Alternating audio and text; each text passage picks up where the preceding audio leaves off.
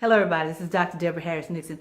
I'm excited because I've just absorbed some life-changing information. I think I've probably mentioned to you already, and I probably will continue to tell you some things that I've learned from having read Eckhart Tolle's The Power of Now, his book, The Power of Now. One of the things that he talks about in the book is the ego, the person that we have come to identify as ourselves. He suggested that that's a false self, that it really isn't you. And it really isn't who you really are. He says what you have attained, what people think of you, things you have done, accomplishments. If somebody asks you who you are, you would say, I am a black woman with a degree in family therapy, and I have done this, that, or the other. He said people identify those things as themselves, but that's not really who they are. Now, the value of that for me is I have lived my life to some degree trying to not give a shit about what people think about me. And sometimes, depending on who the person is, and this is ego talking, depending on who the person is, I don't. If it were my mother or my dad, one of my siblings, some close friend of mine who I respect, you hear all that ego talk, then I would care.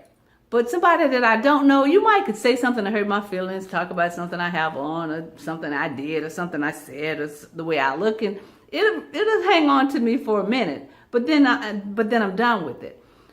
But that still is my ego responding to that. And what I love, absolutely love about what Dr. Tolle is saying is that because that is not you, then you can't be insulted. You can't be insulted. If someone says, well, I don't like your hair like that, you look better with long hair, or why don't you just keep your hair dark, all of it, you are almost 60 years old, you got a problem with gray, whatever anybody would say, or you really ought to cover all that up because, when you have on a dress that is really all mixed up and then you get all this other. Where I am now, I don't give a shit. You know why? Because that's not who I am. That is just breaking news for me.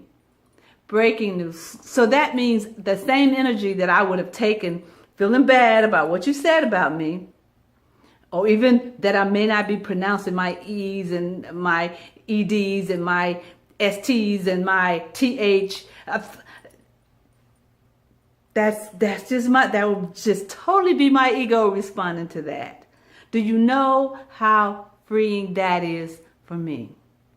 That means, as I was about to say, I can take that same energy and create something of value. Do you know, I wrote a book and it took me 3 days.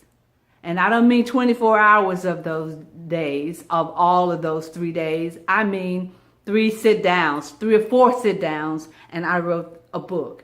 And the book really is about me. So of course I know this person, but I talk about some of this, the ego and having to let go of something. I'm gonna post something right after this about something that I have to let go of because of this new identity, this new understanding about who I really am. And I am a being. I am spirit. I just inhabit this body. When I die, when this body dies and is buried or cremated or whatever I have done, the me that you hear talking will still be alive, just not in here. That means I am invincible and you cannot hurt me because that is not me. This changes my whole reality about life and death and accomplishments, the whole thing. I'm just, as you can tell, I'm elated.